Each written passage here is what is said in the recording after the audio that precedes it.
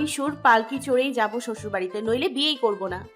শাপলা কান্না ভুলে হেসে ওঠে। রিজ ভাইয়ের সুর আপার জন্য পালকি এনেছে, মানে আপাকে অনেক ভালো রাখবে। সিনান সুরেলাকে বুঝিয়ে পালকিতে বসিয়ে দেয়। কাঁধে পালকি চেপে বেহারা ধীরে ধীরে হাঁটতে শুরু করে। পালকির কাপড়ের ফাঁক দিয়ে সুরেলা মুখ দেখা যায় না, কিন্তু ভেতরের কান্না, হাসি আর স্বপ্নের মিশ্র আবেগ যেন বাইরের শীতল পবনেও ছড়িয়ে পড়ে। গ্রামের ছেলে মেয়ে বৌঝি ছুটে আসে পালকি দেখতে। মুরব্বীরা মুগ্ধ চোখে তাকিয়ে থাকে। কেউ কেউ বলে ওঠে, এ যুগেও কেউ এমন করে মেয়েকে বিদায় দেয়। নরিৎসহ বাকিরা হাঁটা দেয়। চেয়ারম্যান বাড়ি খুব বেশি দৌড়ে নয়, 20-15 মিনিট হাঁটলেই পাওয়া যাবে। সিনান পায়ে পায়ে হাঁটে নরিজের পাশে। হুট করে বলে ওঠে, রিজ ভাই, আমার পুতুলটাকে আপনাকে দিয়ে দিলাম, আগলে রাইখেন। থেমে যায় সিনান। নরিজের প্রতি উত্তর না শুনি ধীরে ধীরে পেছন ফিরে হাঁটা দেয়। চোখে জল নেই, কিন্তু মনে ঢেউ। সেই ছোট্ট সুরেলা যে একদিন তার আঙ্গুল ধরে হাঁটা শিখেছিল। ভাই ভাই জোপে আগে পিছে ঘুরঘুর করতো। ঝাড়ি ধমক খেয়ে মুখ কালো করলো। একটু পরে ভাই বলে গলা জড়িয়ে ধরতো, আবদার করতো। সে আজ পালকিতে চড়ে শ্বশুরবাড়ি চলে যাচ্ছে। পিছনে ফেলে যাওয়া পথটা যেন আজ কিছুটা ফাঁকা লাগে। তবুও সিনান জানে, ভালোবাসা মানেই তো আগলে রাখা, আর সময় হলে ছেড়ে দেওয়া। চেয়ারম্যান বাড়ির গেট খুলে যায় ক্যাচ ক্যাচ শব্দে। 4 জোড়া পা প্রবেশ করে পালকি কাঁধে ফেলে। পালকিতে উদাস চিত্রে বসা নববধূর বুকের ভেতরটা কেমন যেন কেঁপে কেঁপে ওঠে। মেরুদণ্ড বেয়ে শীতল স্রোত বয়ে যায়। এই বাড়িতে আনাগোনা সেই ছোটবেলা থেকে। মায়ের আঁচল ধরে কত এসেছে, তবে তখন সম্পর্ক ছিল ভিন্ন। সে কাজে লোকের মেয়ে ছিল, এখন সে খানবাড়ির বড় পুত্রবধূ রূপে পা ফেলবে। অজানা সুর গিয়ে যায় কানে কাজ ঘেঁষে। শরীরা পর্দা ফাঁক করে উকি দিয়ে বাইরের নাজারা দেখে। বাড়ির কর্মচারী আর মেহমানদের আসতে দেখে সুরেলা পর্দা টেনে ভেতরে যায়। কেমন অস্থির অস্থির লাগছে, একটু পানি পেলে ভালো হতো। হঠাৎ পালকির ঝাঁকুনিতে সুরেলা ভয়ে চাপাসরে চেঁচায়। মাথা ঠুকে যায় কাঠের তক্তে, সাথে বুঝতে পারে পালকি নামানো হয়েছে। তখনই পর্দা সরে যায়। কোমল গলায় কেউ শুধুই নাচে। ঠিক আছো তুমি? তো অধরকোণ বেগে আসে। কোনো মতে মাথা নাড়িয়ে ছোট্ট করে সম্মতি জানালো।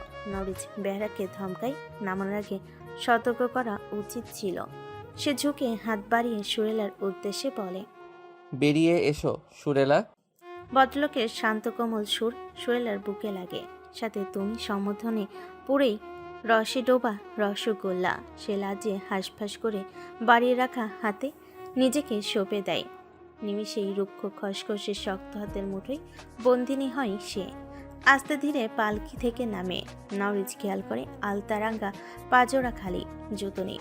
সে জুতোর জন্য হাঁক ছাড়বে। ইকরামুল্লাহ কাঁধে হাত রেখে বলে, জুতো দিয়ে কি করবে?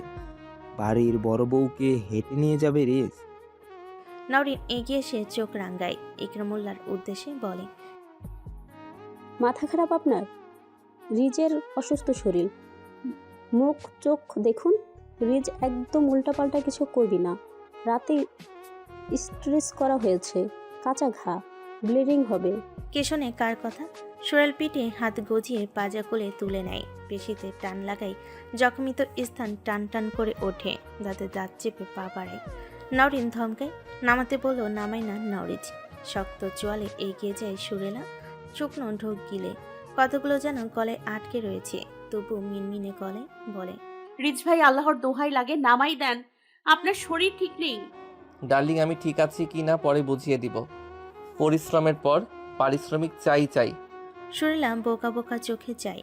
নরিজ খানিকটা ঝুঁকে শব্দহীন অধর নাড়িয়ে কিছু বলে চোখ টিপে। এক চোখ টিপলে বাচ্চাদের মতো দু চোখই বুঝে যায়। ব্যাপারটা বেশ ভালো লাগে সুরেলার।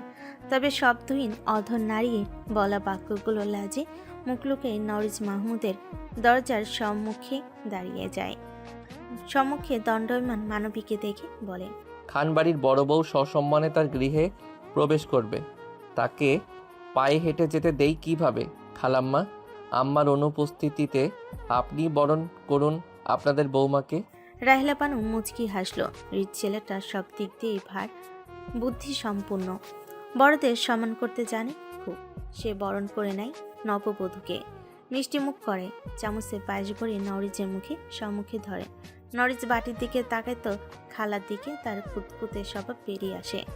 সপ্তপনে এড়িয়ে ভেতরে ঢুকে পেছন থেকে ইকরামুল্লাহ খোঁচা দিয়ে খালাম্মা, এই মিষ্টি এখন মুখে রুজবে না শালাবাবুর। তার কাছে এখন মধুর খনি আছে, তাতেই মুখ। আর শোনা যায় না। কান ভারী হয়ে আসে সুরেলার। চোখে অগাধ লাজ লুকাতে মুখ লুকায় ব্যক্তিগত পুরুষের মুখে। পুরুষালী গন্ধ যেন নাসা গহ্বর ভেদ করে বুকে বারবার বিঁধে যায়।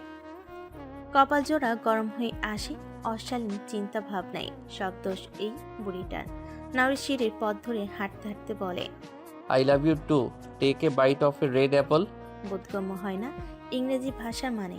নরিচ কিরিয়ার বুঝিয়ে দেয়। মুখ বাঁকিয়ে রক্তিম গালে দাঁত বসিয়ে বলে। This one. সুরেলার চোখ কটর থেকে বেরিয়ে আসার উপক্রম। ভেজা গালে ঘন ঘন হাত ডলে লাল বানিয়ে ফেলে।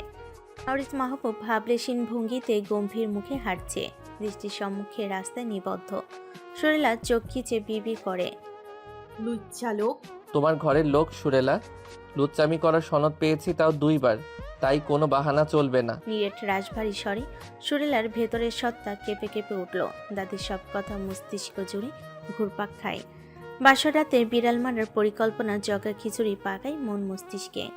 বইটা সাথে এলে ভালো হতো। আমার ঘরের ঘরনি, তার ঘরে পা ফেলবে হুঁশিয়ার। সুরেলের একটু হাসি পায়। আশ্চর্য, মনটা ভালো হয়ে গেল। লোকটা কি জাদু করলো? সে তো অসম্ভব রেগেছিল লোকটার উপর। লোকটার জন্য ভাইয়ের চোখে আজ সে এতটা ছোট হয়েছে যে ভাই কথা বলে না তার সাথে।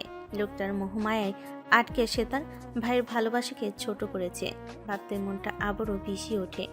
নরিচ পা দিয়ে কাঠের দরজা ঠেলে দেয়। ঘরের চৌকাঠে নামিয়ে দেয় সুরেলাকে। ডার্লিং, তোর রাজত্ব তোর কাছে সঁপে দিলাম। কাল পরশু কথা কাটাকাটি হলেই ধমকাবেন, বের হ আমার কাম। থেমে যায় সুরেলা।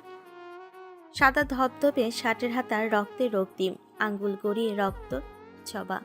দুহাতে মুখ চেপে আতঙ্কে চাপাসরে চেঁচিয়ে ওঠে সুরেলা। নরিচ হাত ছাড়া দিয়ে ড্রেসিং টেবিলের সম্মুখে দাঁড়ায়। আর চোখে সুরেলাকে কাঁপতে দেখে খানিকটা শক্ত গলায় বলে, মৃগী রোগীর মতো কাপাকাপি বাদ দিয়ে আলমারি খোলো আর শার্ট প্যান্ট বের করো। ডার্লিং, বউয়ের দায়িত্ব পালন করো, যাও। সুরেলার কাপা থামার বদৌলতে বেড়ে যায়। স্বর্ণে আসে সখীর কথা। সুরাপা গো, তোমার কপাল পুড়লো বলে। আমার তো ডর লাগতেছে। রেইস ভাই নাকি 3টা মানুষ কোপাইয়া মারছে আর 2টা হাসপাতালে ভর্তি আছে। বিয়ে নামক ভয়াবহ উত্তেজনার সাথে ভাইয়ের মান অভিমান সব মিলিয়ে বলতে গেলে এসব মাথায় আসেনি। হুট করে অস্থি মজ্জায় ভয় সুরসুরি দিচ্ছে। সুরেলা শুকনো ঢোক গিলে ভীত চোখে যায়। লোকটাকে সে চেনে টুকটাক, তার উপর গলা চড়িয়ে কথা বলতেও দ্বিধা করে না। তবে লোকটার এই ভয়ানক রূপের সাথে পরিচিত হয়নি সে। নিশ্চিত মানুষ মারা নিশ্চয়ই ছোটখাটো বিষয় না, তাও আবার 3টা মানুষ। শোলে আবার শুকনো ঢোক গিলে, এই ডার্লিং, ভয় পাচ্ছিস নাকি? ভয় ডর সাইডে রাখো, জলদি আনো। আর ওয়াশরুমে তোয়ালে আছে, ভিজিয়ে আনো, যাও। তুমি মিশ্রণে কথাই নরিচ অল্প হাসে। অল্প মানুষ আসলেই অভ্যাসের দাস। সুরেলা দোনামোনা মনে আলমারি খুলে পরিপাটি আলমারিতে ভাজে ভাজে কাপড় রাখা। সুরেলা অবাক হয়। শাড়িসহ মেহেলি, সালোয়ার কামিজ, এগুলো তার জন্য। হাত পা চালা, আমি আবার ঢাকার পথে রওনা হব। পিচ্চির সাথে কথা না বলা অবধি শান্তি পাবো না। নরিচের কথায় সুরেলার হাত থমকায়। ঢাকায় পরে রওনা হবে মানে? সে শার্ট প্যান্ট বের করে এনে দেয় চট জলদি। এখন ঢাকা যাবেন এই রাত বিরাতে? নরিচ শার্ট প্যান্ট হাতে নিয়ে সুরেলার কাঁধে ফেলে। কোমরে স্বর্ণের বিছা চুয়ে হুট করে কাছে টানে। রক্তাক্ত হাত সই সুরেলার 2 কাঁধে ভর দিয়ে রেখে ঝুঁকে আসে। ডার্লিং, মন খারাপ করিস না, বুঝলি? রূপের এই হাল আমার জন্য মরতে মরতে বেঁচেছে। মন খারাপ করবো কেন? যান, তবে সাবধানে যাবেন। সুরেলা স্বাভাবিকভাবেই বলে। নরিচ মাহমুদ মুচকি হাসে। নববধূ আর মুখপানে দৃষ্টি আনে। ক্লান্তিমান আখির কাজল লেপটে আছে। শ্যামলা মুখটা জলজল করছে হালকা কৃত্রিম পলপে।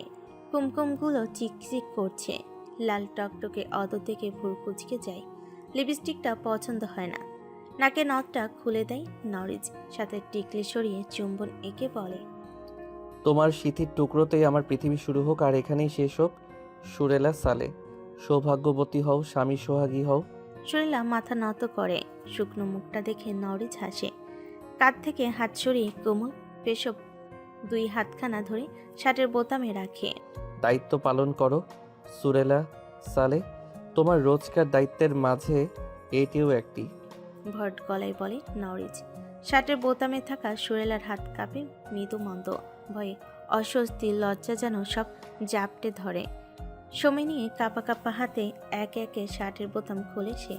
বলিষ্ঠ ফর্সা বুকটাই দর্শন মিলতেই মাথা ফাঁকা ফাঁকা লাগে। নানি কথাগুলো যেন জোরে জোরে শ্রবণ ইন্দ্রিয়র কাজটায়। ঠোঁটে ঠোঁট চেপে কদর হতে শার্ট আলাদা করে যত্ন সহকারে নওরিজ মাহবুব টিস্যু তুলে নেয়। হাতের রক্ত পরিষ্কার করতে করতে বলে, তোয়ালেটা ভিজিয়ে আনো সুরেলা। সুরেলা চলে যাবে। নওরিজ গম্ভীর গলায় আবারও হুকুম তামিল করল। সাথে ব্রাশটাও করে এসো। লিপস্টিকের প্রলেপ যেন গায়েব হয়ে যায়। গ্রিন কালারের ব্রাশ তোমার, ব্লুটা আমার। পেস্টটাও সেখানেই রাখা আছে। সুরেলা কপাল কুঁচকালো, অবুঝ স্বরে শুধালো। ব্রাশ কেন করব? নওরিজ বাহুতে টিস্যু ঘষতে ঘষতে স্বাভাবিক জবাব দিল। চুমু খাবো আমি। সুরেলা ফেল ফেল করে যায়। কি ভয়ানক কথাবার্তা। হুতকুইতা লাট সাহেব সুরেলা লজ্জায় নুইয়ে পড়বে নাকি হাসবে বুঝতে পারে না। নওরিজ মাহমুদ আবারও তাড়া দেয়। সুরেলা ডার্লিং, কথার সাথে সাথে কাজ করবে। হাতে সময় নেই। ভয় লজ্জা অস্বস্তি সব গিলে নেয়। লাট সাহেব তার সাথে খুদকুতানি মার্কা আচরণ করবে আর সে মুখ বুজে সহ্য করবে, তার আবার অত ধৈর্য নেই। দাঁত মাজতে আমার সমস্যা নেই, সমস্যাটা হইলো বেরাস। নওরিজের কপালে ভাঁজ পড়ে, ঘাড় বাঁকিয়ে সূর্যে দেয়। Not brass, it's brush. যাই হোক, ইট ইজ বিগ বিগ সমস্যা। আমারে কয়লা মাজন আইনা দিলে আমি অহনি তর্জনী আঙুলে কয়লার গুঁড়া লাগাইয়া দাঁত মাইজা ঝকঝকা বানাই দিন। তারপর না হয় সুম্মা খাইয়েন। আঁচলে মুখ লুকিয়ে শেষের কথাটা লাজুক ভঙ্গিতে বলে ওঠে। তবে তার শকুনি নজর ঘোমটার মুখেও পেয়ে পানে আটকে। মুখটা যা বানাইছে মনে হইতেছে শাপলার মায়ের মুরগির গু নাকের ডগায় লাগছে। খুদকুইতা লাট সাহেব কোনকার আসছে ব্রাশ কইরা চুম্মা খাইতে। অপমানে বিড়বিড় করে সুরেলা। নওরিজ রক্তমাখা টিস্যু ঝুড়িতে ফেলে। শান্ত গলায় হুকুম ফরমায়। বাপের বাড়ি কি করেছিস না করেছিস সব ভুলে যা। এখন আমাদের হাতের নাগালে থাকবি তো আমার কথা পাই টু পাই মেনে চলতে হবে। জানিসই তো আমি পরিষ্কার পরিচ্ছন্নতার ব্যাপারে খুব সচেতন, তাই এইটাকে এক ধরনের মানসিক রোগ কয়, ডাক্তার রোগের ভাষায়। রওশন ভাই জানাইছিল আমারে। নওরিজকে থামিয়ে দিয়ে সুরেলা বলে ওঠে। সুরেলা মুখে রওশন নাম শুনতে নওরিজের জল শক্ত দেখায়। রাশভারী গলায় বলে, মাথা গরম করাবি না সুর, যা ব্রাশটা করে আয়। সুরেলা একটু মিয়ে গেল। নানির ভাষ্য অনুযায়ী নিজের ঠাট বজায় রাখতে হবে, নইলে ভবিষ্যৎ অন্ধকার।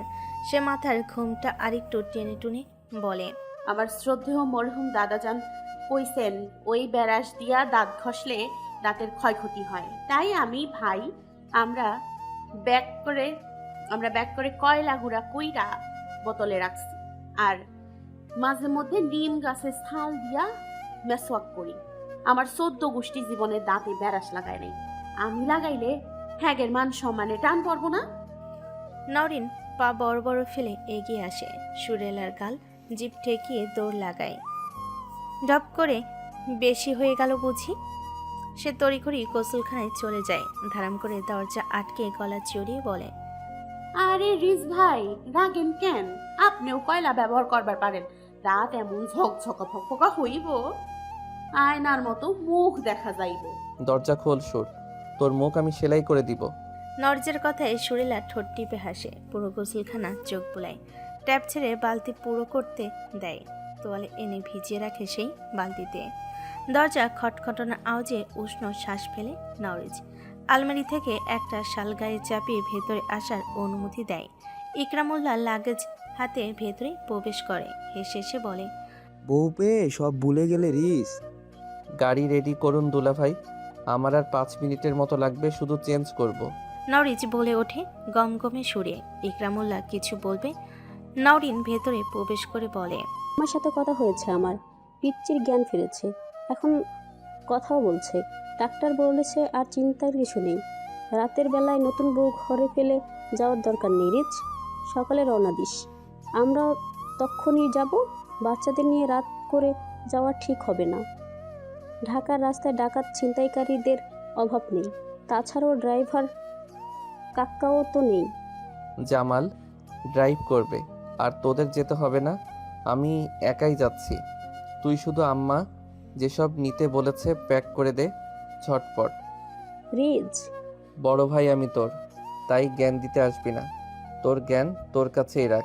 নওরিনকে থামিয়ে নওরিজ রসকসীন গলায় বলে ওঠে। ইকরামুল্লাহ কিছু বলবে, নওরিজ সুযোগ না দিয়েই গোসলখানায় চলে যায়। নিঃশব্দে দরজা আটকে শব্দহীন পায়। সুরেলার পিঠ পেছনে দাঁড়ায়। কারোর বলিষ্ঠ বুকের উষ্ণ ছোঁয়া পিঠে ঠাউর করতে পেরে সুরেলা কেঁপে ওঠে। হাত থেকে বিরাস ফসকে যায়। নওরিজ কাঁধে থুতনি রেখে আয়নায় শিব প্রতিচ্ছবির পাশে নববধূ আর কাজল কালো আঁখিতে আঁখি মেলায়। কোমর বেষ্টনীতে বেঁধে আষ্টে পিষ্টে জাপটে ধরে ধীমান গলায় আওড়ালো, ডার্লিং দেখ তো ফ্লোরে কি যেন গড়াগড়ি খেয়ে কাঁদছে। সুরেলা নওরিজের কথায় মেঝের দিকে তাকায়। বুঝতে পারে না, বেসনে মুখের ফেনা ফেলে শুধায়। কই কেডা কান্দে? নওরিজ সুরেলাকে ছেড়ে সরে দাঁড়ায়। মেঝের দিকে ইশারা করে বলে, তোর 14 গোষ্ঠীর মান সম্মান। সুরেলা আবারও বোকা বোকা চোখে চায়। মস্তিষ্ক ঠাউর করতে না পেরে কথার ভাবার্থ। নওরিজ শালটা সুরেলার কাঁধে ঝুলিয়ে তোয়ালে চিপে গা গতর মুছতে মুছতে বলে, দাঁত ব্রাশ করলি বলে তোর 14 গোষ্ঠীর মান সম্মান ফ্লোরে গড়াগড়ি খেয়ে কাঁদছে। সুরেলা মুখে পানি নিয়েছিল, কুলকুচি করবে। নওরিজের কথায় ছিটকে বেরিয়ে আসে। ফ্যাল করে চায়। খানিকটা তেরে ফুড়ে এসে ঝোঁকরুটে গলায় বলে, দেখুন। দেখা তবে, আমি আগ্রহ প্রকাশ করছি ডার্লিং। নরিদ জায়গা মতো দৃষ্টি নিক্ষেপ করে বলে ওঠে। শৈলার বুকে কাঁপন ধরিয়ে দেয় মাদকতায় আচ্ছন্ন বাঁকা চাহনি। দুকদম পিছিয়ে আঁচল ঠিক করে শুকনো ঢোক গিলে বলে, লুইচ্চা লোক। নরিজ আধর বাঁকিয়ে হেসে বলে, তোর ঘরের লোক 7 বছরের আরাধনার পর 2বার পরীক্ষা দিয়ে লুচ্চামি করার সার্টিফিকেট পেয়েছি ডার্লিং। থেমে নরিজ ঠোঁট বাঁকিয়ে হাসে। সুরেলার সারা অঙ্গে চোখ বুলিয়ে ঠোঁট চোখা বানিয়ে চুমুর ভঙ্গিমা করে বলল, সম্পূর্ণ তুমিটাই আমার। সময় হোক, কোনো এক পূর্ণিমা না হয় লুচ্চামির অধ্যায় শুরু হবে। লাজেরাঙ্গা সুরেলা হাসপাস করে ছুটে বেরিয়ে যাওয়ার প্রয়াস জাগে। কী সব অশ্লীল কথাবার্তা। সে নজর লুকিয়ে বেসিনের কল ছেড়ে মুখের পানির ছিটা দেয়। ডলে ডলে মুখে প্রসাদানির প্রলেপ তুলে নরিচ হেসে ঘরে চলে যায়। হাত পিঠের ব্যথে কেমন পাগল পাগল লাগছে। গাটাও কেমন ঘেমে উঠছে বারবার। বুঝতে অসুবিধা হয় না শরীর বিশ্রাম চাইছে, তবে সম্ভব নয়। সে গায়ের পোশাক পাল্টে নেয়, হাতে যে সময় নেই। হুট করে ঘরে ঢুকে বিব্রতকর পরিস্থিতিতে সরে সুরেলা। ভদ্রলোক প্যান্ট পরছে। সুরেলার ইচ্ছে করে গায়েব হয়ে যেতে। ছি, লজ্জারও যেন লজ্জায় পড়ে গেল। কী সব হচ্ছে আজ। সে উল্টো ঘুরে আবারও গোসলখানায় ঢুকে যাবে। নরিজ গম্ভীর সুরে ডাকে, ডার্লিং সময় নেই আমার, শার্টটা পরতে হেল্প করকে, অসুবিধা হচ্ছে আমার। সুরেলা ক্ষণপল সেভাবে দাঁড়িয়ে থাকে। শার্ট পরিয়ে দিবে। লজ্জায় সে ফিট খাবে না তো। সুরেলা দোনামোনামুনি লজ্জামাখা বদনে এগিয়ে যায় নরিজের দিকে। চোখ রাখে না ওই রক্তিম সম্বোধনী চাহনিতে। সেটাই তার সর্বনাশ নিশ্চিত। বিছানা হতে শার্ট তুলে দিতেই নরিজ ডান হাত এগিয়ে পড়ে নেয়। সুরেলা নজর তুলতেই বলিষ্ঠ লমিন ফর্সা বুকটা নজর কাড়ে। আবারও ঝড় বইয়ে যায় বুকের ভেতরটায়। পিঠের দিকটায় নজর যেতেই মুখটা ছোট হয়ে আসে। ফর্সা পিঠে ব্যান্ডেজের প্রলেপ ভালো লাগে না। লোকটার কি অনেকটাই কেটে গেছে? নরিন আপু যে বলল 12-13টা সেলাই পড়েছে। সুরেলা ব্যান্ডেজের উপর আলতো আঙ্গুল ছুঁয়ে দেয়। বাম বাহুর দিকে তাকাতেই বুকটা ছ্যাদ করে ওঠে। রক্তিম সাদা ব্যান্ডেজ। হাত কাঁপে তার। কোনো মতে শার্টের হাতা এগিয়ে গলিয়ে দিতেই সাহায্য করে মুখোমুখি হয়ে দাঁড়ায়। কি মনে করে এক হাত উঁচিয়ে ছুঁয়ে দেয় গলার ভাঁজে। সে চওড়া কপাল আটকে ওঠে সুরেলা। জ্বরে তো গা পুইরা যাইতেছে। তোর নিভিয়ে দাও আগুন। একটু ঠান্ডা করো। বরট আকুতি ভরা গলায় সুরেলা শুকনো ঢোক গিলে ওই অশান্ত চোখের চাহনিতে পুড়ে নিঃশেষ না হয়ে যায়। নজর সরিয়ে শার্টের বোতামগুলো আটকাতে শুরু করে। নরিজ মাহমুদ খানিকটা ঝুঁকে আসে। উষ্ণ সাজের খেলায় পেরেশানিতে সুরেলা। এ কেমন মরণ ব্যাধি! সে তো দম আটকেই মারা পড়বে। তাকে মারতে নরিজ দূরত্ব ঘুচিয়ে আরেকটু কাছে আসে। জ্বরে উত্তাপে পোড়া শুষ্ক ঠোঁট ছুঁয়ে দেয় ললাটে। একবার দুবার বারবার। সুরেলা যেন প্রবল ঝড়ের তাণ্ডবে খেইহারা তরি। শার্টের একাংশ মুঠোয় ভরে লাজে মিয়ে যায়। রুক্ষ ঠোঁটের তপ্ত ছোঁয়া গভীর হয়। মাথার ঘোমটা টানা ওড়না খুলে পড়ে যায় মেঝেতে। গলার ভাঁজে দুহাত রেখে মুখখানি আজলাই ভরে খসখসে হাত দুখানি। মসৃণ গালে নাক ডুবিয়ে দিতেই সাবানের ঘ্রাণ পাই। ফসফস নিঃশ্বাসের শব্দ যেন গালে নাকের ডগা ঘষে সুখে বলে, ফেস ওয়াশ ছিল তো ঝুড়িতে। মুখে ফেস ওয়াশ ব্যবহার করবি, সাবানে ত্বকের ক্ষতি হয়। শৈলা চোখ খুলে নেহাতি অনুভূতি উত্তাপে দগ্ধ তনুমন। নয়তো দুটো কথা শুনিয়ে দিয়ে জড়তা করতো না খুদকুইতা লাট সাহেব। চুমা খাবি খা, এত শুকাশুকির কি আছে? মিয়া সাহেব, বিড়ালের স্বভাব তো ভালো না। সত্যি বিড়ালের স্বভাব ভালো না। সিক্ত স্পর্শে রগে রগে অনুবরণ সৃষ্টি হয়। গলাকাটা মুরগির মতো ছটফট করে উঠল সুরেলা। কিশোরী তনুমন এন স্পর্শে মূর্ছা যাবার পথে। নরিজ বেজায় বিরক্ত হয়। নরম মসৃণ গালে দাঁত কপাটি বসিয়ে বিরক্ত ঝাড়ে। তোমার কাপাকাপির গোষ্ঠীর ষষ্ঠী বানিয়ে দিতাম যদি না তারা থাকতো। থেমে মুখপানে দৃষ্টি রাখে নরিজ। শ্যামল কম্পয়মান মুখটাই এক অন্যরকম দুর্দি জলজল করছে, যেন টানছে তাকে। খিচে রাখা চোখের পাতা ঠোঁট ছুঁয়ে সোজা হয়ে দাঁড়ায়। শরীলার পাগল পাগল অনুভূতি লুকাতে বুকটাই কপাল ঠেকিয়ে মুখ লুকায়। নরিজ ডান হাতে শক্ত শক্ত করে জড়িয়ে নেয় নিজের সাথে। মাথায় থুতনি ঠেকিয়ে খানিকটা নরম সুরে বলে, আমি চলে যাব সুরেলা ডার্লিং, 3-4 দিন সেখানেই থাকবো। মন খারাপ করবে না। কাল সকালে সিন এলে ওর সাথে যেও, তবে সন্ধ্যার আগেই ঘরে ফিরে এসো। বাপের বাড়ি খুঁটি পুঁতে থেকো না। এখন এটাই তোমার আসল ঠিকানা। বোঝাতে পেরেছি? হুম। ছোট্ট করে জবাব দেয় সুরেলা। মনটা খারাপ হয়ে আসে তার। নববধূকে শখ রাতে ফেলে বর্ষায় চলে যাবেন, মন খারাপ হবে না? পরিস্থিতি বুঝতে পারে, তবুও অপরিপক্ক আবেগী মনটা খারাপ হয়। তবে প্রকাশ করে না। বুক থেকে মাথা তুলে পরিশিষ্ট বোতাম আটকে দেয়। নরিজের কথা মোতাবেক প্রয়োজনীয় কাপড় জিনিসপত্র গুছিয়ে দেয়। এমনকি বিড়া সাবান তোয়ালেও প্যাক করে দেয়। এত খুঁতখুঁতে লোকটা। টিনের চালে বৃষ্টির ছিটে ফোটায় টুংটাং শব্দ হচ্ছে। অন্ধকার কামরায় কুপি জ্বলছে নিভে নিভু আলো ছড়িয়ে। আলো নিভে নিভু হলেও উত্তেজনা আকাশচুম্বী। সবার মুখে চাপা আতঙ্ক ছড়িয়ে পড়েছে। মেঝেতে বসে কালো ব্যান্ডেজ করা কবজি সহ কাটা হাত দেখে আহাজারিতে ফেটে পড়ছে। উপস্থিত সকলেই চিন্তিত মুখে বসে। শফিল নামক ত্রিশোদ্ধ লোক গম্ভীর মুখে বলে, মাথায় আঘাত বা আতঙ্ক ছড়িয়ে পড়ে এমন আক্রমণ করতে বলা হয়েছিল তোদের, তোরা কি করলি? আর ডাবলু কোথা থেকে টপকালো ভাই? কালু কাঁদতে কাঁদতে বলে, ভাই জানি না, আপনারা 50 দেওয়ানের কথা কইছিলেন, আর রেজা ভাই কইছিল খতম করবার পারলে 2 লাখ দিব। এর আগে কত মারছি মানুষ, তাই রাজি হইয়া গিয়াছিলাম। জন্মে শিক্ষা পাইছি রে ভাই। ওই লোক ভারী ভয়ঙ্কর, মনে হইতাছিল রক্তকারী মাথায় চড়ছিল উনার। শফিলের কপালে সূক্ষ্ম ভাঁজ পড়ে। উপস্থিত সকলের দিকে তাকিয়ে প্রশ্ন করে, এই রোজা আবার কে?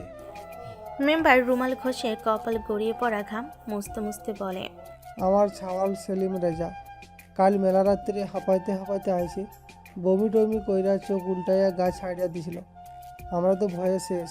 কি হইল? হুঁসে ফিরতেই সব কইল। চেয়ারম্যানের পোলায় সেবার মায়েরা আদমরা বানাইছিল ছড়াটারে। গায়ে এখনও মারের দাগ শুকায় নাই। চ্যাংনা মানুষ বুঝে নেই তো, রক্ত গরম না বুঝা কামটা করছে। শফিল নামক লোকটা সহ ঘরে উপস্থিত সবাই হতবাক। কদিন আগেই না নওরিজের হাতে মায়ের খেয়ে হাসপাতালে ভর্তি হয়েছিল। সবার চাপা গুঞ্জনের মাঝে মন্টু মিয়া নীরব হাসে। শফিলের ডাকে লোকটাকে সে গলা পরিষ্কার করে সকলের উদ্দেশ্যে বলে ওঠে, আমার কথাটি মনোযোগ দিয়ে শোনো বেককলে। যতদূর বুঝলাম চেয়ারম্যানের সোলটাই ভেজাল আছে। হুট করে আমাগর পিছনে পড়লো, কারণ তো আছেই। কাল রাতে যেই ঘটনা ঘটলো সেটাও ভুলে যাও। ইডিয়া নিয়ে নিজের লগে কথা অবধি কইও না। খবরটা রমজানের কানে না যায়।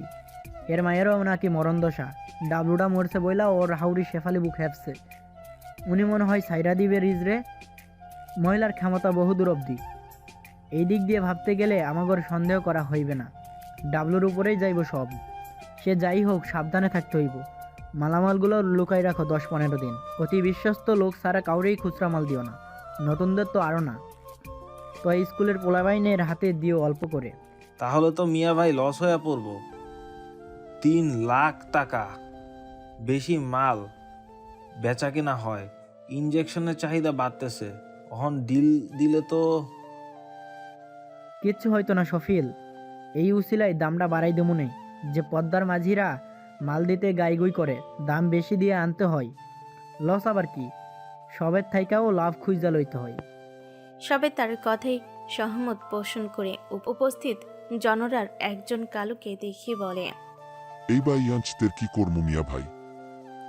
মন্টু মিয়া দাঁতবিহীন চলে হাত বুলিয়ে হাসে। মুখে আমি কি কমু, যা ভালো বুঝো করো।